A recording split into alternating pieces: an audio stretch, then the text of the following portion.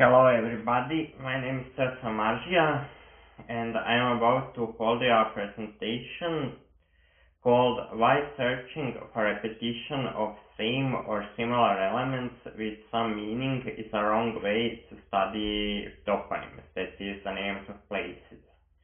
I've been studying Croatian names of places for almost a decade now, and I think I am more than qualified to hold that presentation. So what am I talking about? Well, I think that everybody who has studied the names of places has seen this type of reasoning. For instance, a commonly cited etymology that even appears to be mainstream onomastics is that many river names where Scythians lived start with the consonants D and N. Danube, Dniester, Dnieper, Don, and so on. And that supposedly means that this DN was the Scythian word for to flow. Or for instance, many river names where Illyrians lived start with consonants K and A. Krka, Krapina, Kravarčica, Krbavica, Korana, and two rivers named Karašica.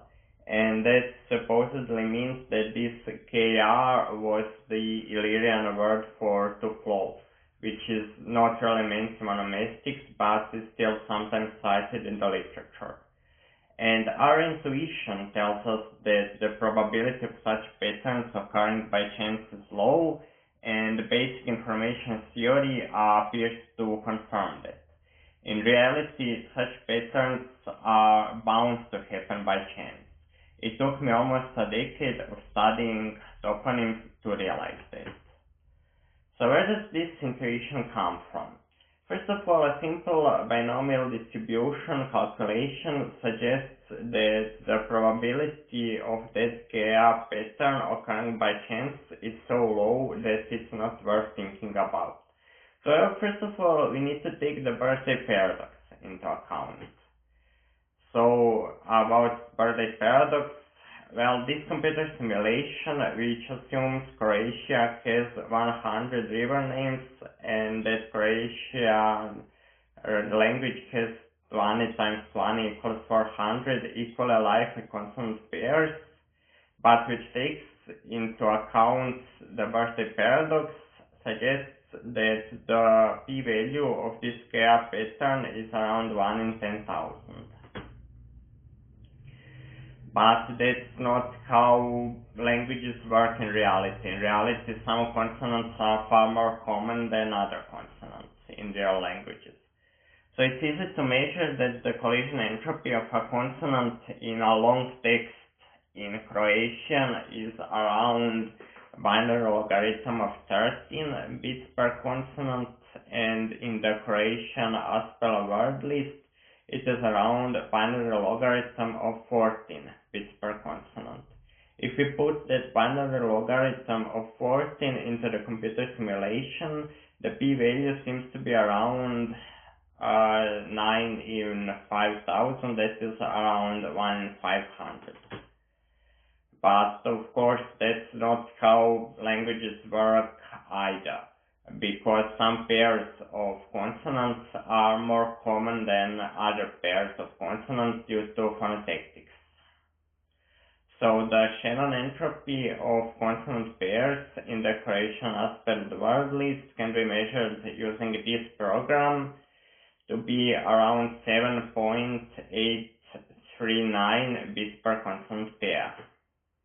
Now, of course, we can't put that into our computer simulation because collision entropy may be much smaller than the Shannon entropy.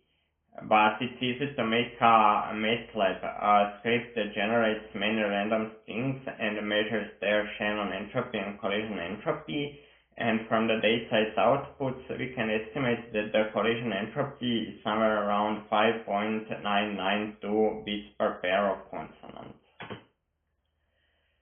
So, can we calculate confidence interval from this data? Well, it seems so. So the entropy of semantics is 5.992 bits per consonant pair. Entropy of the syntax can be estimated by comparing the entropy of a word list and the entropy of a long text, and this is around 0.214 bits per consonant pair. Entropy of morphology is somewhere between 0 and 1.572 bits per consonant pair, and the entropy of phonology is somewhere between 1 in 6 to 3 and 3.195 bits per pair of consonants. If we plug that data into the computer simulation, it claims that the p-value of that KR pattern in the Croatian river names is between 1 in 300 and 1 in 17. Makes sense, right? It makes enough sense that I could publish a paper called Etymologies in 2 peer-reviewed journals claiming that, but it's not true.